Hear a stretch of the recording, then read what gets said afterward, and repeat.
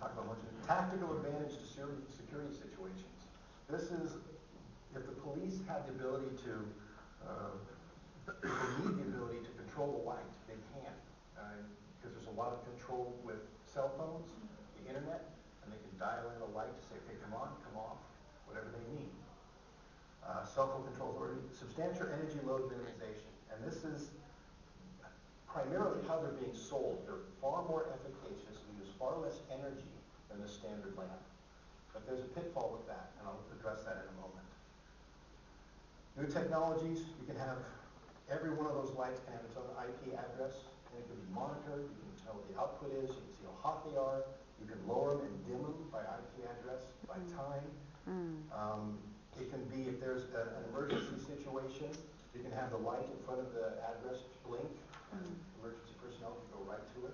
It's a very interesting concept. Things we didn't think of 4 years ago are now being thought of. So there's interest in here. It can also be done with radio frequency. It doesn't have to be an IP address. It can be done just over the normal wavelengths. All right. Need to talk about spectral power distribution because that's paramount with LEDs and what we're dealing with here. The standard metal halide, which has been the kind of traditional white light source, has an abundance of blue light. Okay, this is the bad thing for astronomy owing to Rayleigh scattering. I'll get to that in a moment. Another source that's kind of gotten traction is induction lighting. It's not new. It's been around for about 20 years, but it's been largely ignored. And it's sort of been brought back into interest when people compare the initial price of an LED luminaire by saying, that's just too much. Don't you have something else?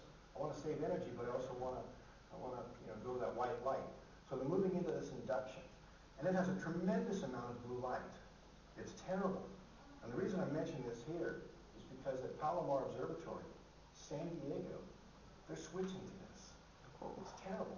And Palomar Observatory is going to lose a couple feet of its mirror as far as gathering power because there's going to be a huge amount of blue light that's going into that area. And it's simply because they said, let's try this induction. Okay, spectral power distribution of LEDs depending upon the correlated color temperature. Huge blue spikes, even with the warmer colors. This is a tremendous amount of blue light. And this is the warmer color that we see here. All right, here's your traditional high-power blue light. Tremendous curve at the peak here in the blue. This looping curve here is called the photopic curve. This is actually what wavelengths we see when the light is bright or, illuminated to, say, street light level or higher. So all this light here that's being emitted, the eye isn't even sensing it. And that's a waste. So I said, okay, what if we had all that light blown over here before, what if it were a spectral power distribution like this, where all the light was in the infrared? Would that be a wonderful thing? Well, they're promoting it like it's a wonderful thing because it has so much blue light, but we're not even seeing it because it doesn't follow the photopic curve. So, we call these junk lumens. They're not utilized for vision, even though they're being so heavily promoted. They might as well be gamma rays. Okay, they're not even being utilized by the eye. And yet, this huge amount of energy is being calculated as being how many lumens per watt are being generated by LEDs, which is really kind of unfair because, let me go back. The only part that's being utilized by the eye is right here. Just this little area is wasted. Okay, another problem that's out there, that might be just like too bright. There's a curve here. That's your standard blue curve. And here, going down here, is the spectral power distribution for moonlight. You'll hear publications saying 4100 Kelvin LEDs are the same as moonlight because it's the same correlated color temperature. The problem is the correlated color temperature and moonlight, they might be the same number as a calculation, but they're certainly not the same as what you visually see. Okay, it's just not the same. So there needs to be a new number for LEDs other than CCT, and it's trying to be correlated right now. So they're coming up with something called the CQS, which NIST, or the National Institute of Standards and U.S., they're trying to come up with a new method of describing the colors of LEDs because they're just not the same. As you saw by that moonlight picture, it might be the same number as a calculation, but they're certainly not the same appearance. Here's some more lines, as I'll call them. A lot more spectral power distribution of the standard lamps that are out there. Again, the photopic curve, which is what we actually see, is this right here. So there's a whole lot of other, this is the heat of an incandescent, which is considered waste. This is the blue spikes that we see in fluorescent. There's just all this extra light that's not worthy. The traditional spectral power distribution of high pressure sodium does have a peak in the blue and the green. This is there.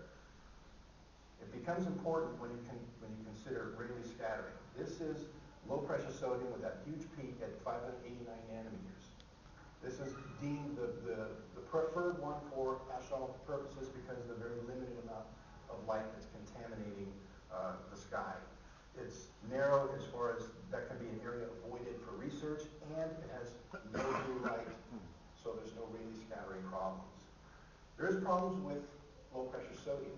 This was the principal reason why they changed the lights in San Diego.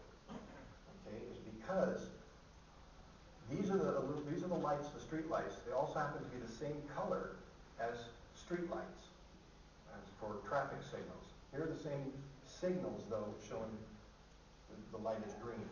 Okay, and there are a number of accidents because people could not determine the difference between them. In the areas where there's not a lot of low pressure sodium lamps, it's really not much of an issue. But when it's an area that's really thick with them, it becomes a problem. All right, here is the circadian rhythm, that's the photopic curve, and what we see with low pressure sodium lights. Everything is just this really yucky yellow. You throw in some more. This is the high pressure sodium scale, and this is a new product. It's called the star-friendly LED fixture. What it is they're taking into account a filter of sort at the LED level, which is removing most of the light below 510 nanometers. And you find that the amount of Rayleigh scattering that it has is very low. This is a response to the blue light paper that we put out. We said, the industry can come up with a solution. Let technology solve this problem. And this is the first manufacturer to do so. They say, wait, we can do this. And the color rendering, which is also important in how a street light is. Here's low pressure sodium. I mean, there's no correlated color. It's awful. Everything looks kind of this red color. It's awful. You can't really tell. High pressure sodium, not so much better. The star friendly, at least you can start to see some of the other colors. It's better than high pressure sodium, significantly better than low pressure sodium. You don't see the blues too well because they're filtered out. Rayleigh scattering, inverse fourth power function, as far as the shorter the wavelength, the far more Rayleigh scattering occurs. If you multiply that and factor it in with the different spectral power distributions of the various lamps that are available, you can end up with a figure over here. We'll call this the Rayleigh scattering index, as far as how much light actually affects the atmosphere if you factor in